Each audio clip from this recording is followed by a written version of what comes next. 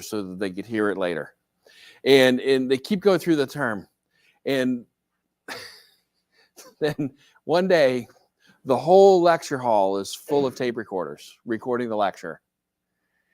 And on the board, there's a note that says, pay attention, this gets tricky. And there's this big reel-to-reel tape player up in the front broadcasting the lecture out to the students. And so that is my favorite sort of school movie scene ever. And so anyway, like I said, real genius. I wish that WPI was more like that. If you haven't seen the movie, you got to see it. And let's go ahead and get started. What are we talking about today? Yeah. Also, this is not a movie, but have you heard of the Key and Peele? Key and Peele. So one episode was a substitute teacher. No. Substitute teacher mispronounces everybody's name. But Jay Qualley and what? Ron. Yeah, you've seen it. Yeah. Me too. Oh, I remember Ron from some movie. The substitute teacher episode from Key and Peele. Mispronounces literally everybody's name. Even the last one, he still said three things. Lord Timothy. All right, so here we go. All right, so what's today about?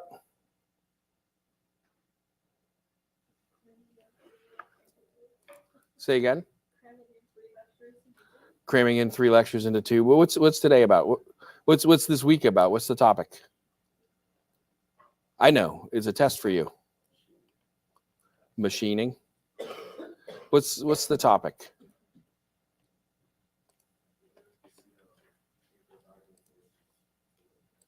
Right, so we're doing modeling of manufacturing systems, right? So modeling of manufacturing systems, we do modeling. Oh, so who said that? Yeah, we're looking at force systems, right? I said, what does it take to move from one orthogonal force system to another? Yeah. It's not cross product. What do you do to move from one orthogonal force system to another? Yep. You switch the axis. Yeah, okay. But what's the mathematical method? Dot product. So today, to get a piece of candy, I have to think that the answer you gave was correct. Yesterday, you just had to answer. I wanted you to pay attention. The reason for wanting you to pay attention is because, I don't know.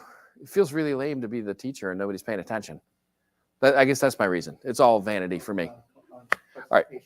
Participation, yeah. So, all right, we have this turning straight down view. You can't see it, can you?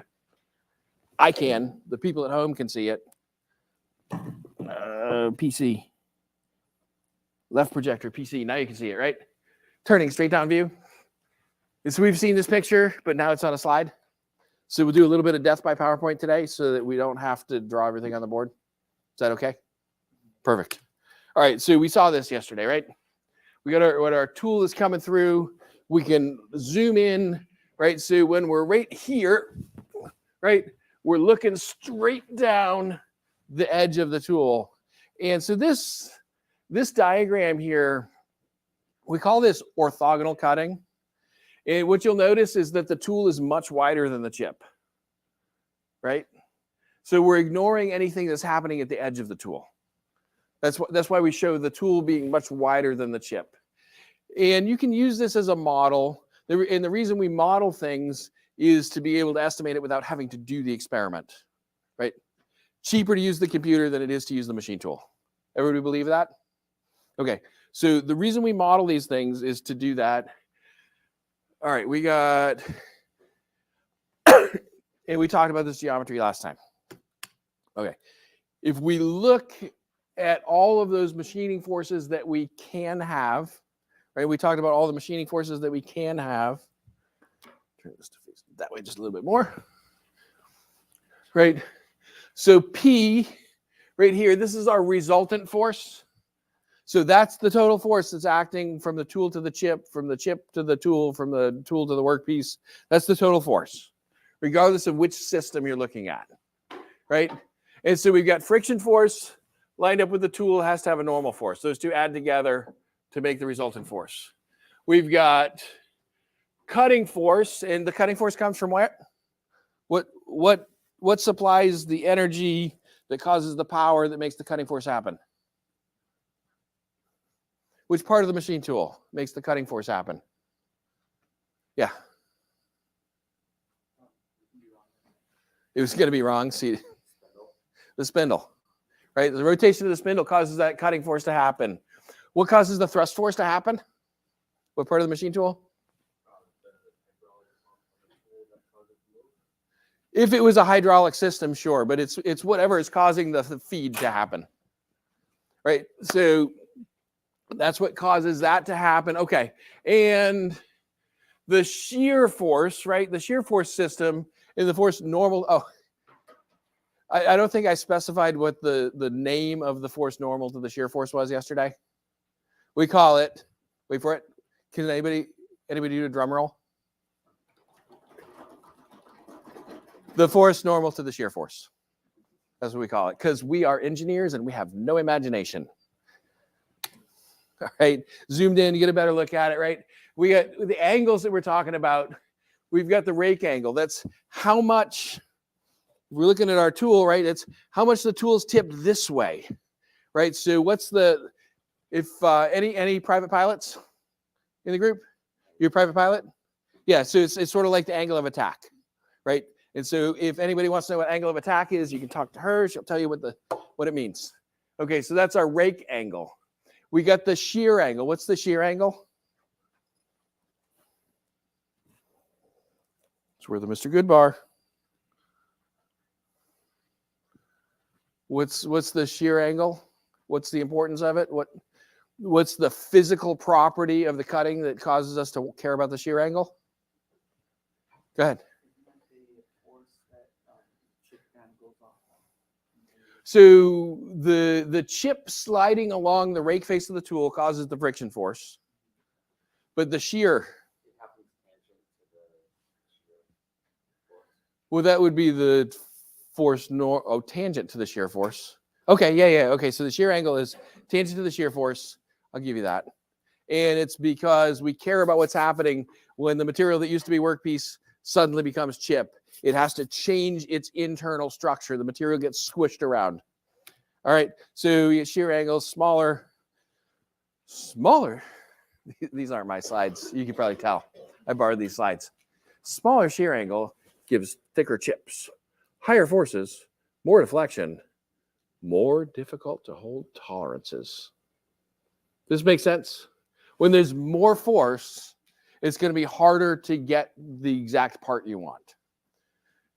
But what is going to be easier to do with more force?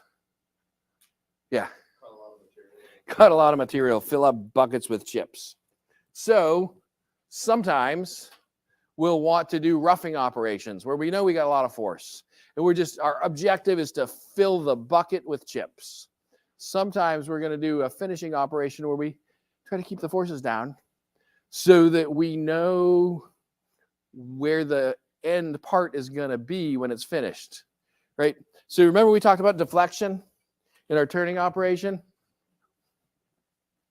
And we had our, Jesus, this place has no good chalk.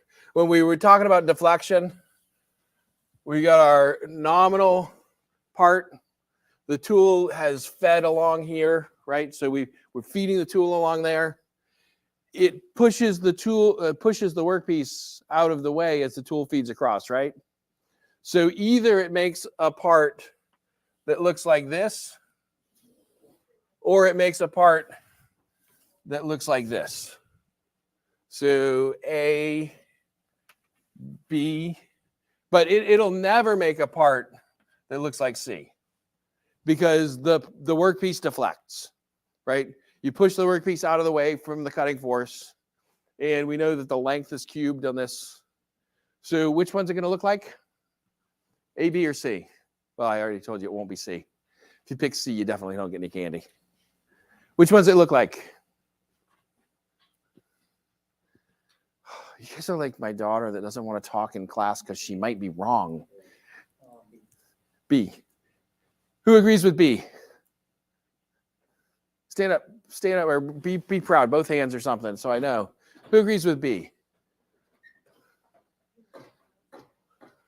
1, 2, 3, 4 people.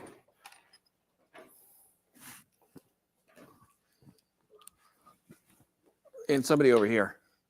I'm not very good at that, though. One time I had a kid who was on the baseball team come throw for me. I had a pinch thrower in that case. All right. So it looks like B because we pushed it out of the way so it wasn't there. So we didn't remove as much material. But as soon as we stop pushing on it, it comes back. Right? That's how stress and strain works. Actually, there's probably some slides on that coming up. All right. Oh, this guy Merchant. He was one of the he was an OG of this kind of math. Merchant figured out that you could figure out what the shear angle is going to be if you know some stuff about the operation, if you know some stuff about the friction force, and if you know some stuff about that rake angle, you can figure out what the shear angle is going to be without having to use a high-speed microscopic camera in the cutting region to measure the shear angle. And so he was able to figure out that the shear angle will be related to the tangent angle. The tau is not the tangent angle. That's a silly word, right? Tau is the friction angle. So it's the angle between the normal force, so we get the friction force lined up with the rake angle. We got the force normal to the friction force. And so tau is the angle between the resultant force and that normal force, and N. So he was able to show this, and that it didn't matter what material you were cutting, didn't matter what tool you were using, that this is true for this type of chip formation. For the chip formation you get when you scrape the butter knife across the top of the butter. For the chip formation you get when you scrape the cutting tool across the top of the workpiece. Totally, it works in chocolate too. Actually, cool fact about chocolate. When you fracture it, if you then look at the fracture, so like take a chocolate bar and break it, fracture. If you look at the fracture surface under a microscope, and you take a piece of steel, well, maybe not you guys, but the Incredible Hulk takes a piece of steel and fractures it, and you look at the fracture surface of the piece of steel, if all you got is the microscope view, you can't tell the difference. They look the same. Chocolate is like steel, but less likely to break a tooth. All right, so cool stuff. All right, so anyway, so Merchant figured this stuff out. Again, we're doing this because we want to be able to make parts faster. Oh, in pi over 4, this is if we're using our angles and radians. This stuff is going to show up on the final. Oh, this stuff will definitely be on the final. This stuff will definitely be on the final. But it's open book, open notes, right? Yeah. I'm just not drawing that. Oh, you're not going to have to draw that. That would be stupid. This is an engineering course, right? Yeah, so engineers have to understand that the equation exists, right? And know how to find the equation. So has anybody applied for an engineering job in the past or looked at want ads for an engineering job? Have you ever noticed that they always say you must have 5 years experience? Yep. And so the reason for must have 5 years experience comes from this old saying that engineers don't need to know anything. They just need to know which book to look in. Okay? And the reason for 5 years experience, all those employers want some other employer to have bought all those books for you. Right? Because when you're doing an engineering job and you need a book to do your job, you do an expense report and they buy the book for you, but you don't leave it there when you leave the job. You take that's your book. Right? So they want, that's my theory. Whenever I saw that, they want someone else to buy the book. All right, so shear angles, you can figure it out. We talked about this differently. So you can actually understand the dynamic shear stress and how that's going to change when you change the shear angle. What you need to know is which book to look in. So if there's a question about you need to understand the problem, right? So I think I've done my engineering haiku before. Engineering's math, just a bunch of word problems, cancel the units. And so when you're in high school and middle school and you got all those word problems thrown at you about the train going this direction and the pedestrian going this direction and are they going to run into each other? The job of the engineer in this case, thanks Siri. It wasn't even my watch, it was my phone. The job that you're going to do is to be able to understand what is the question. If you can understand what is the question, the first thing you should do is look, has somebody else solved this problem before? If somebody else has solved this problem before and they've published the equation, you're going to want to go use that equation to solve your problem. And then you might want to do some tests to make sure that it wasn't, bullshit. Make sure that they didn't lie when they said that they solved the problem. If you can't find that someone has solved the problem before, then you design the experiment so you can find out what the answer is, right? And so that's how engineering works in general. So yeah, you won't be asked to have memorized anything. You'll be asked to understand the general idea of when I'm testing you. I can't speak for those people that take attendance every day. But when I'm testing you, you'll be asked to understand the high-level idea that the thing is possible and then go find the equation that solves the problem and put the equations together right and make sure the units cancel. What's alpha again? Alpha is the shear angle. Yeah, but the angle between what and what? It's the angle between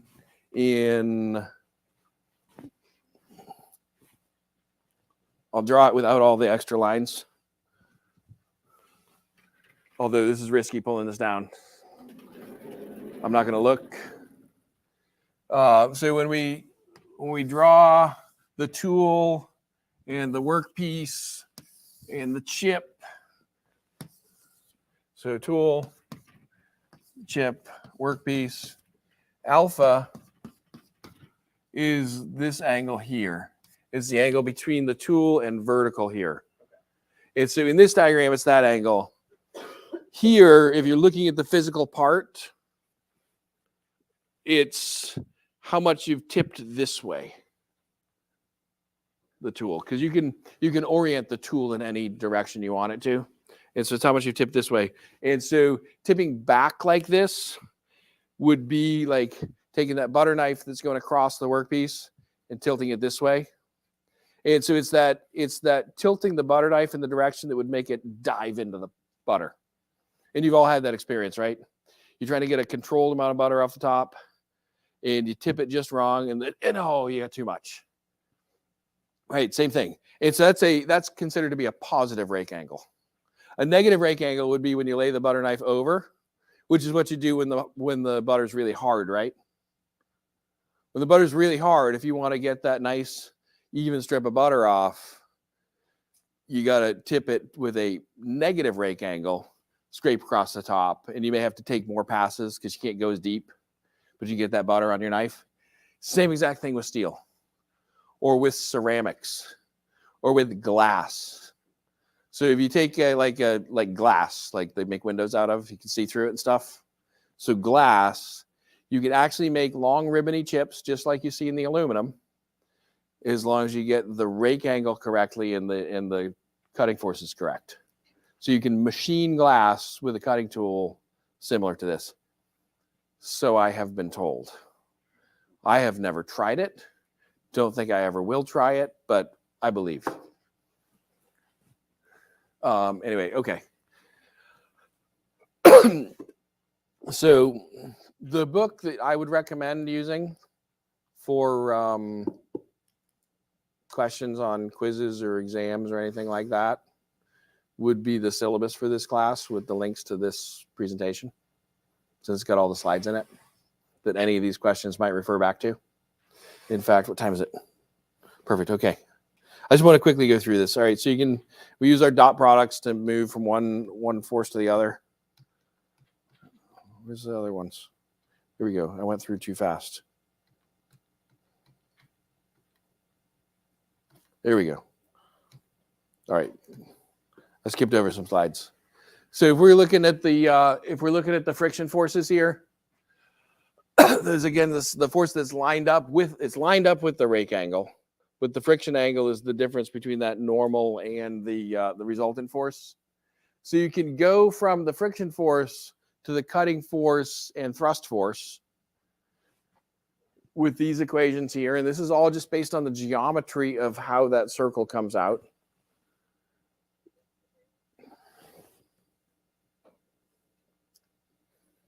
Why would you do it though? Right, so we can show that these equations are mathematically possible, but why would you want to do that? Yeah.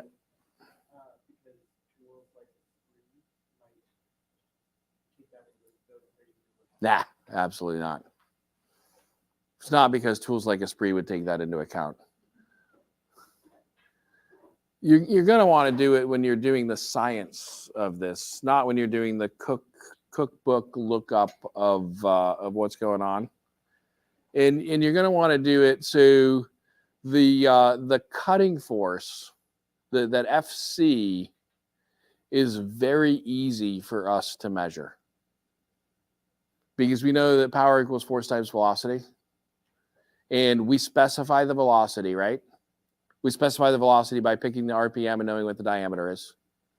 So we can calculate, and how do you measure power? Yeah. Yeah, but then you'd have to measure the force, and I don't want to measure the force. That'd be a pain in the ass. How do I measure power easily?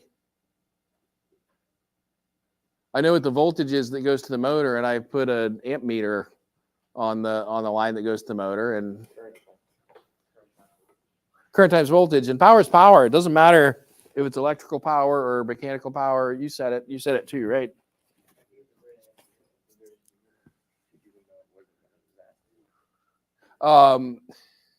And so we can very easily measure the power that goes to the motor.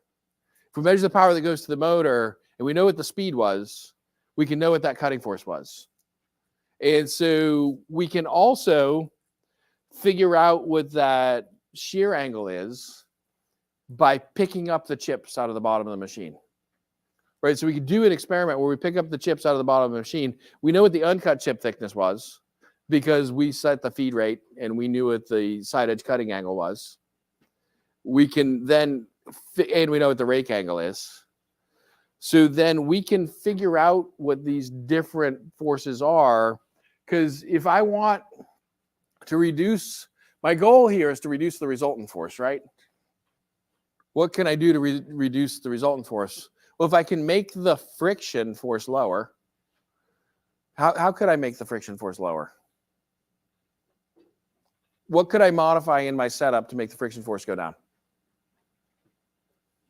Yeah. So I can change the speed. Would that likely bring the friction force down? It's going to be related to the cutting force, right? So it could reduce that cutting force. So I could change the speed, I suppose. What else could I do? I could change the rake angle.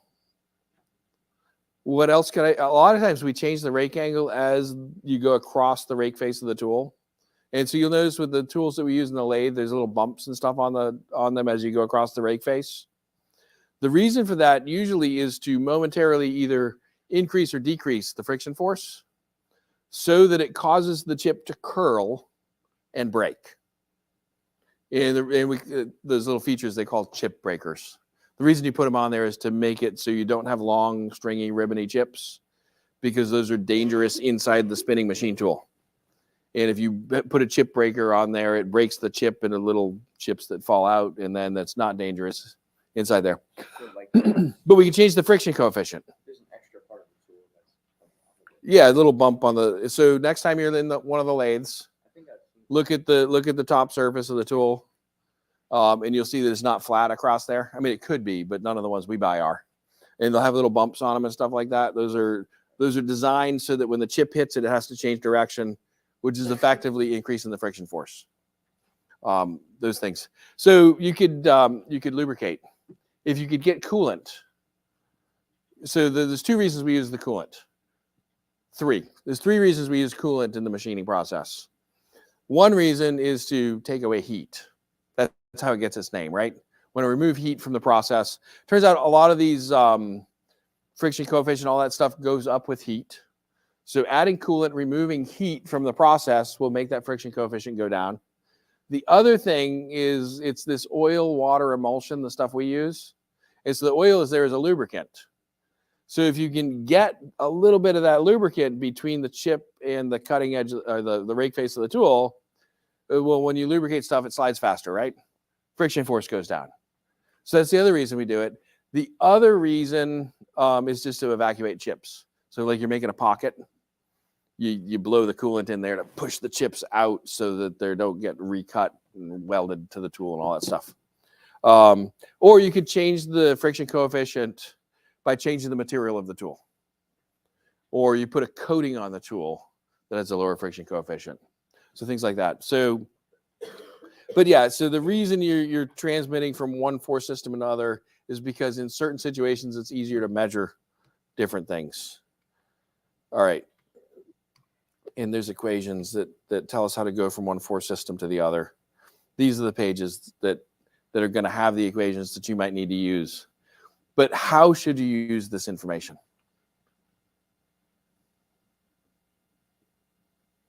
So since this lecture is nominally on chip formation and modeling of manufacturing processes, on the original slides that I normally use, there's a cool Monty Python clip where the scene where they're riding up to the castle. So Arthur has gathered his knights, and they're riding their horses. Right, they're riding up to the castle, and suddenly they come around this corner, and you can see Camelot off in the distance, right? And there's the right. Is he the French guy that goes, hello, oui? No. And so they're all like, oh Camelot, Camelot. And then one of the guys that bangs the coconuts, the what they call him, Patsy or whatever. Yeah. He's like, it's only a model. Because, of course, they didn't build a whole castle. They just built a model of a castle, and they put the camera really far away. And anyway, you would have seen that scene if we were using my other lecture slides. All right. So how are you going to use this information? So you'll have a question. And let's see. I need to open up Google. And new Google Sheets. Create share. All right. And we're screen sharing, right? Okay. And you can see it? Perfect. So let's say you had a question that says the cut chip thickness is, what's the uncut chip thickness? I'm not going to use that. There we go. Uncut chip thickness, so that's T2. Uncut, or T1 is the uncut chip thickness. T1, let's say that is 0.01 inches.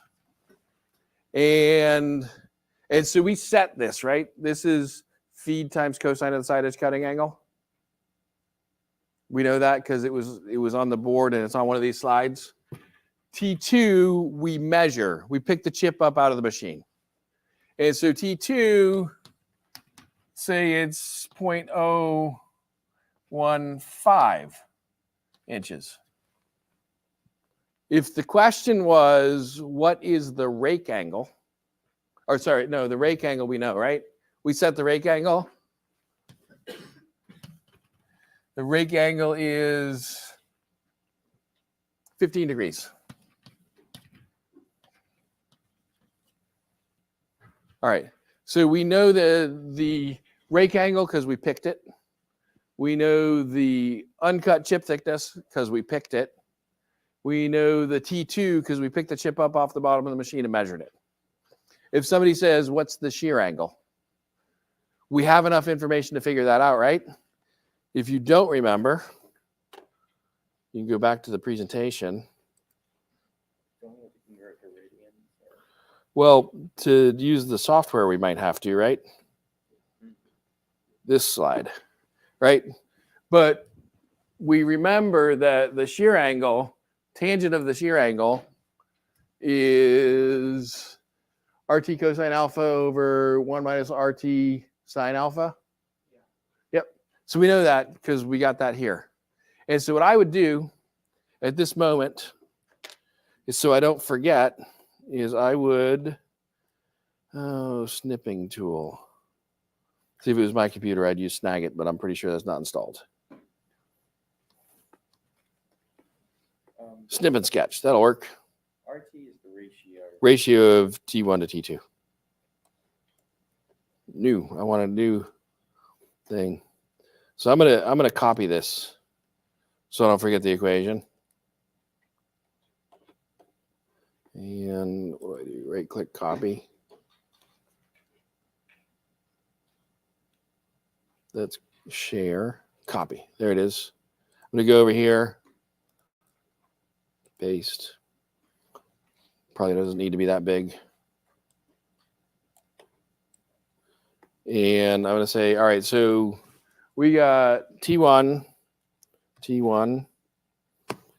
is 0.01.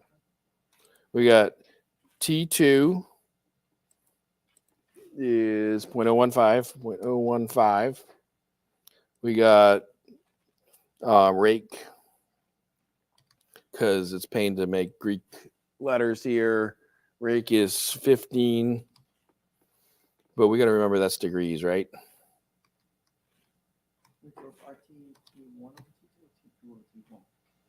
T1 over T2. And that's why I copied the slide. So I didn't have to flip back to it. I could just look at it on the screen. Ah, yeah, that makes sense. And this is inches too, right? Right. And so if I know those things, shear is, and this is where you type in the equation, equals,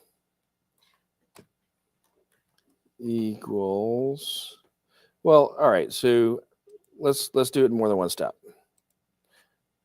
Tan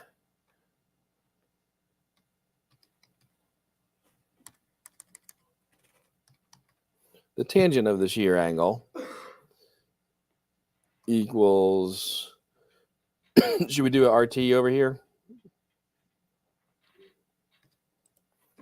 RT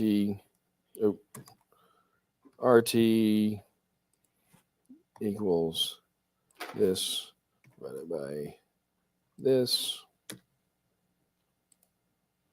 Let's do radians.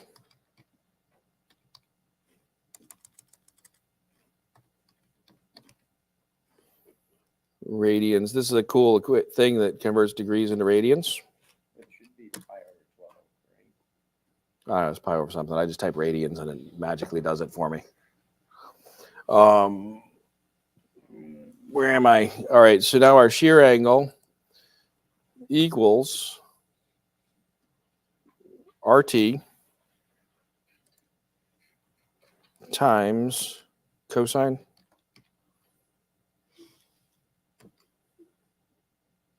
rake. I put all that in parentheses. Although I guess mathematically I didn't have to. 1 minus, probably not D2 though, it's probably E2. This is going to be an error in my equation. RT times sine. And I need to change this D. D2. That should have been E.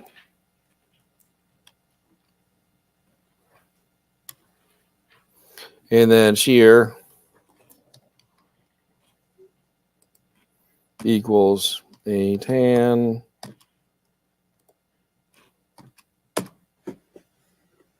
and so once I've done this and I could label this sheet, what should I call it? Shear from rake. And now anytime I had a question where I needed to answer that question, I could just go type in the numbers. It would come up. And so now I've made a mathematical model for doing that conversion. And I could just copy the equation down. We could do a whole bunch of plots and stuff like that. It wouldn't be that exciting with this because it's linear relationship. Yep. So we just like put in what is it? 0.01 over 0.015 cosine 15 divided by 1 minus. That's I put in for the tan shear.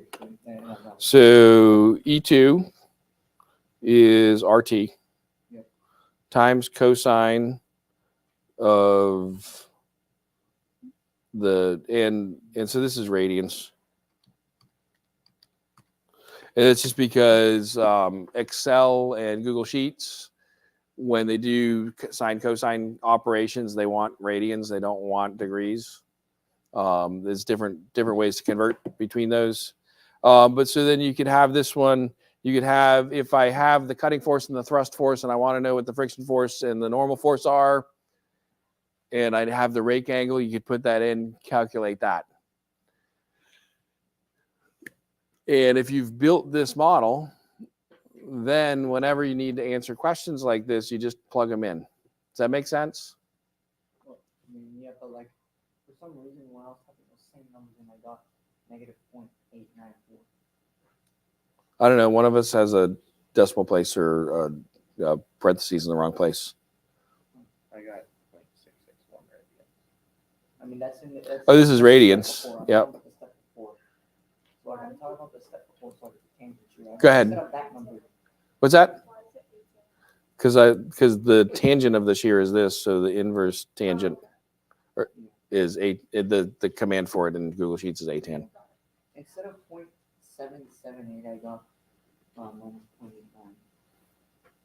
One of us did it wrong. I'm willing to believe that. If we both got a different answer. Yeah. It could be that your parentheses, it's 1 minus this. I don't know. I'd have to look at it drawn on a piece of paper to know which one was which. And I am totally willing to believe that mine is the incorrect one because it's easy to make those mistakes. And so what I'm going to do for you guys is I'm going to give you some sample sets of problems that ask questions about doing this that have answers that I believe are the correct answer so that you can build your own model that answers the same questions the same way so that we can then do some questions where I give you questions without answers and see if you calculate the same thing as me, see if you can build the model correctly. Does that sound like a fair assignment? Yeah. Where will these be posted? On Canvas. Does that sound like a fair assignment? Yeah. I think some people still need to do the Esprit thing. Would the labs be open today? The labs are open and you can go in and use the computers and stuff like that. And there should be PLAs around that can answer questions. Okay. So yeah, you're allowed to go to the lab today. You're just not required to. All right. And I thank you all very much for your attention. The thing we didn't talk about that was part of the 3 days was stress and strain. So on Tuesday, first thing, we'll start off with stress and strain, and then we'll move along. So we almost finished everything that I wanted to do.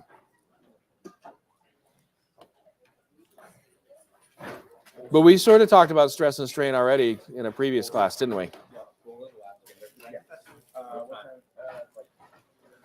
Yeah.